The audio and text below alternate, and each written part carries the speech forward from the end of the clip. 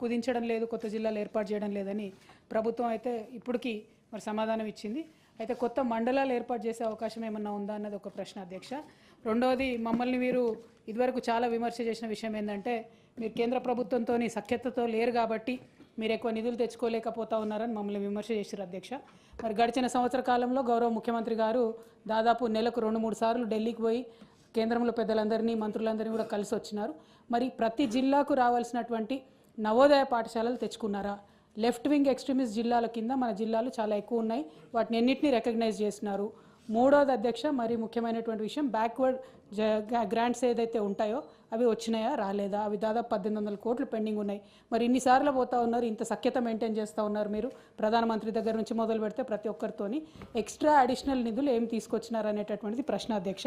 ఇందాకటిది నేను మీరు అన్నారు అధ్యక్ష, నెక్స్ట్ క్వశ్చన్ మీదే దాంట్లో అడగండి అని చెప్పి గౌరవ పొన్నం ప్రభాకర్ అన్న వెళ్ళిపోయినారు. కానీ ఆయన మాట్లాడుకుంటూ ఒక మాట అన్నారు అధ్యక్ష, మేము చనిపోలేదు పిల్లలు అది ఇది అని చెప్పడం జరిగినారు అధ్యక్ష. 53 మంది పిల్లలు చనిపోయినారు అనేటటువంటిది వాస్తవం అధ్యక్ష. ఆ కుటుంబాలు పేరెంట్స్ అందరూ బాధపడుతున్నటువంటి సందర్భం. ఆ చనిపోయినటువంటి వారందరికీ కూడా ఎక్స్గ్రేషియా ఇవ్వమని చెప్పి మేము డిమాండ్ చేయడం జరిగింది అధ్యక్ష. ఇస్తారా ఇవ్వరా అన్నటువంటిది ఒకటి. ఇంకొకటి, ఏది మాట్లాడినా ఇప్పటి వరకు సంవత్సరం అయిపోయిన తర్వాత కూడా మరి కేసీఆర్ గారు ఏమన్నా ఇంట్లోకి వెళ్ళి ఇచ్చిరా అంటే, మరి ఇవాళ మీ ముఖ్యమంత్రి రేవంత్ రెడ్డి గారు ఏమన్నా ఇంట్లోకి వెళ్ళి ఇస్తున్నారా? మీరు ఎందుకు మాకు పెండింగ్ బిల్స్ ఇస్తలేరు? ఎందుకు విదేశీ విద్యార్థి నిధులు ఇస్తలేరు? ఎందుకు ఇంతవరకు కూడా బీసీ రియంబర్స్మెంట్ కానీ ఎస్సీ ఎస్టీ రియంబర్స్మెంట్ కానీ ఇస్తలేరు అనేటటువంటి అంశాలను కూడా వారు చెప్పవలసింది కోరుతా ఉన్నా అధ్యక్ష. Thank you. Honourable minister. గౌరవ సభ్యులు రవీంద్రరావు గారు అడిగినట్లు చాలా స్పష్టంగా నేను అన్న దాంట్లో చెప్పాను. ఏదైతే క్వశ్చన్ అవర్ వారి జవాబు తర్వాత క్లోజ్. గౌరవ సభ్యులు, ఈ ప్రభుత్వం ఉన్న పాత జిల్లాలను ఏ జిల్లాలను కూడా రద్దు చేయాలనే ఆలోచన ఏమీ లేదు. వెరీ క్లియర్గా చెప్తున్నా. ఇక అభివృద్ధి సంక్షేమం ఆ జిల్లాలో ఏ స్థాయి నుంచి ఏ స్థాయికి ఇంక్రీజ్ అయింది, ఒకవేళ మా జిల్లా తీసేస్తే పక్కన సీతక్క జిల్లా తీస్తారా లేదా అని గౌరవ సభ్యులకి ఇటువంటి ప్రశ్నలే వారి మనసుకు రానియొద్దు. ప్రభుత్వము ఏ జిల్లాని కూడా తీసే ఉద్దేశం లేదు.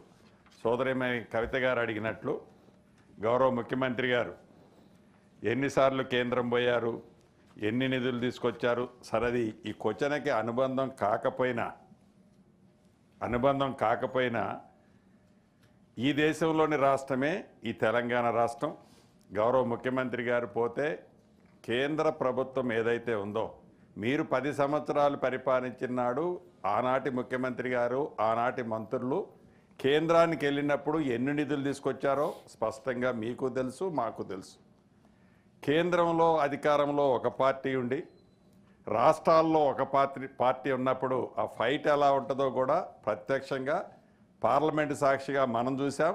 ఇవాళ అసెంబ్లీలో అనేక సందర్భాల్లో మనం చేస్తున్న ప్రపోజల్స్ చూస్తున్నాం. మాటకు ముందు, మాటకు మధ్య, మాటకు చివర గౌరవ ముఖ్యమంత్రి గారు ఇన్నిసార్లు కేంద్రం పోయారు, ఏమి నిధులు తెచ్చారు, ఏమి నిధులు, డెఫినెట్గా పోయినప్పుడల్లా నిధులు ఏదో వ్యాగిళ్ళతో వస్తాయన్నది కాదు. రాష్ట్ర ప్రభుత్వ పక్షాన మన పోరాటము, మన ప్రపోజల్స్ ప్రాపర్గా ఉన్నాయా లేవా, ఆ ప్రాపర్గా ఉన్న వాటిల్లో ఎన్ని వచ్చాయి, ఎన్ని వల్ల మనం మిస్ అవుతున్నాము, వాటిని సాధించుకునే దాంట్లో అధికార పార్టీగా మేము, ప్రతిపక్షంగా మీ కోఆపరేషన్ కూడా ఉండాలని ఈ వేదిక ద్వారా గౌరవ సభ్యురాల్ని సోదరీమణిని అడుగుతూ, ఒకటైతే నిజం, ఇది పేదోళ్ల ప్రభుత్వం, ఇందిరమ్మ ప్రభుత్వం. పేదోళ్ల కోసం ఎంతటి వరకైనా ఈ ప్రభుత్వం చిత్తశుద్ధితో పనిచేస్తుంది. Thank you.